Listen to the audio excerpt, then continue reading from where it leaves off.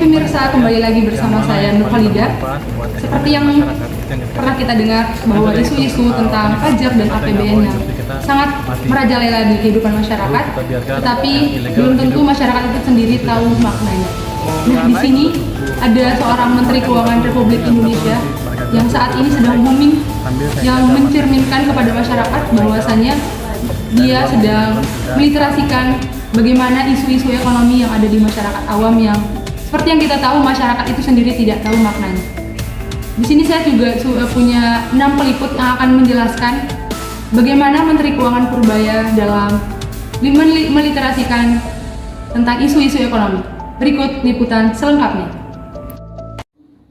Oke, baik. Purbaya adalah Menteri Keuangan Republik Indonesia yang memiliki peran penting dalam pengelolaan keuangan negara.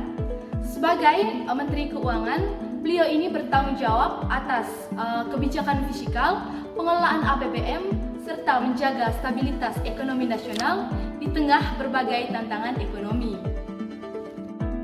Fenomena apa sih yang menarik dari Purbaya Adam?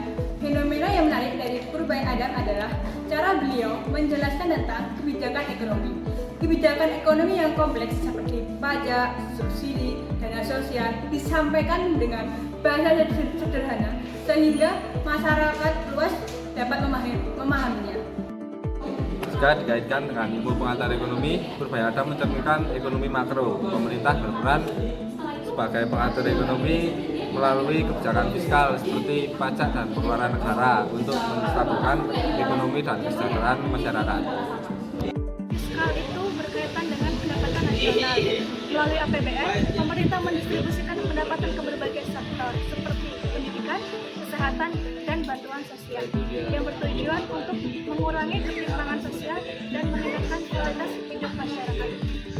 Dampak dari fenomena ini terlihat dari meningkatnya kesadaran masyarakat terhadap isu ekonomi. Masyarakat tidak hanya menerima kebijakan, tetapi memahami alasan di balik kebijakan tersebut. Bagi mahasiswa, hal ini menunjukkan bahwa ilmu ekonomi bukan hanya teori, melainkan alat untuk memahami realitas dan sosial. Sebagai penutup, fenomena Purbaya ini menunjukkan bahwa literasi ilmu ekonomi sangat berperan penting dalam pembangunan nasional. Penyampaian kebijakan yang mudah dipahami akan mendorong masyarakat untuk menjadi lebih kritis dan bijak dalam menanggapi seputar tentang ilmu ekonomi. Dalam memahami ilmu ekonomi akan membuat masyarakat tidak hanya menjadi penonton, namun dapat berperan aktif dalam kebijakan ekonomi bangsa. Dengan demikian, liputan dari kami seputar tentang efek Purbaya dalam literasi ilmu ekonomi. Semoga dengan liputan ini akan menambah pemahaman saudara tentang wawasan ilmu ekonomi. Sekian liputan dari kami, terima kasih.